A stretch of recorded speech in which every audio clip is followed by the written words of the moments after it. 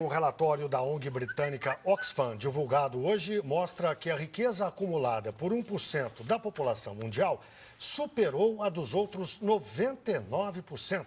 A correspondente Gisele Garcia tem as informações.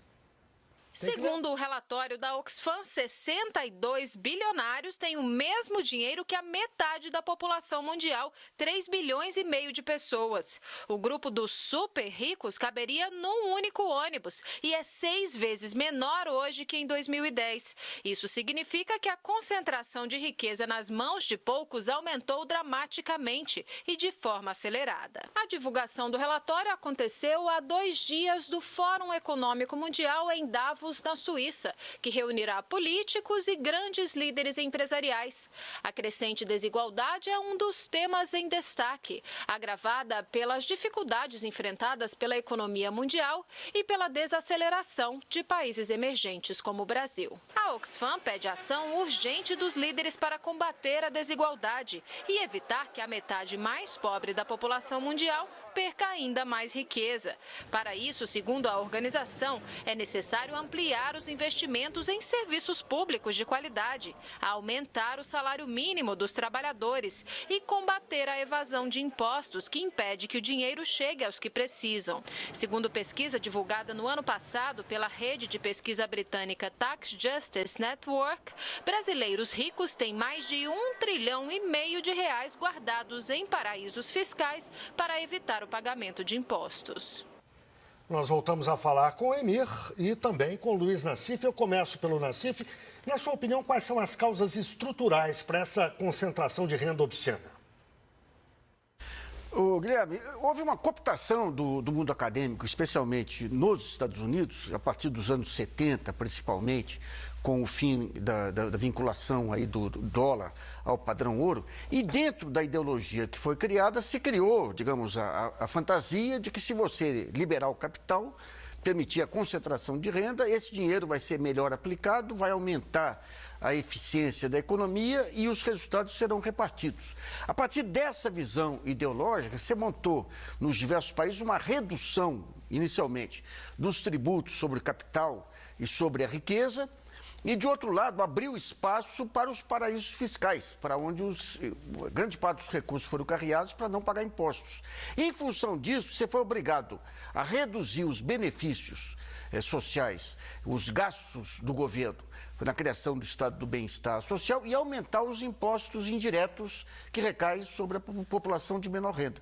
Então, tudo isso foi uma montagem.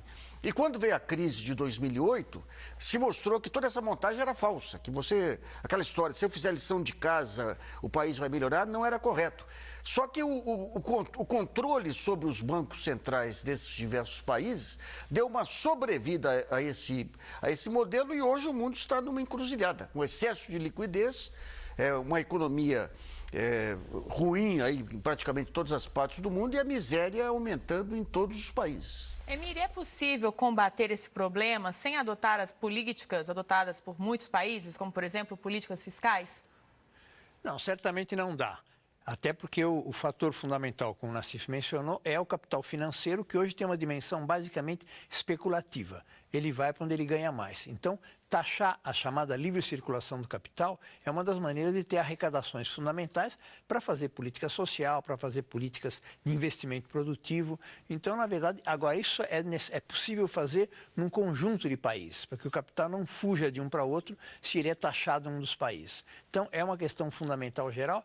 Agora, não vai ser Davos que vai taxar, até porque 9 de cada 10 empresas que estão lá têm dinheiro nos paraísos fiscais, por exemplo, né? Nós estamos falando dos paraísos fiscais. O Brasil recentemente adotou medidas para trazer de volta dinheiro que saiu daqui ilegalmente, sonegação fiscal, muitas vezes até fruto de crime. Isso ajuda de alguma forma a economia brasileira, Nassif, Emir? Ajuda, só uma coisinha, o crime aí que está sendo aceito é o da sonegação fiscal e tudo. Aqueles crimes de tráfico, corrupção política não vai ser aceito. Mas esse é um dos caminhos. Você tira, digamos, esse dinheiro da clandestinidade, fecha os olhos aí para a questão da sonegação e da lavagem e traz para a economia real. No fundo, o grande problema que você tem na economia mundial é esse volume monumental de capital de um lado, não tendo onde aplicar do outro. Por exemplo, você tem as obras de infraestrutura, que são um caminho que está sendo redescoberto aí em todos os países para reativar a economia, mas você precisa jogar o capital junto com o investimento em infraestrutura. Enquanto isso não ocorre, você tem esse dinheiro que vai render como? Vai render em cima de juros da dívida pública, daqueles países que pagam juros exorbitantes, como é o caso do Brasil. Então, você trazer esse dinheiro para a economia real é um dos caminhos. Emílio, rapidamente, os paraísos fiscais não são um incentivo para essa concentração de riqueza?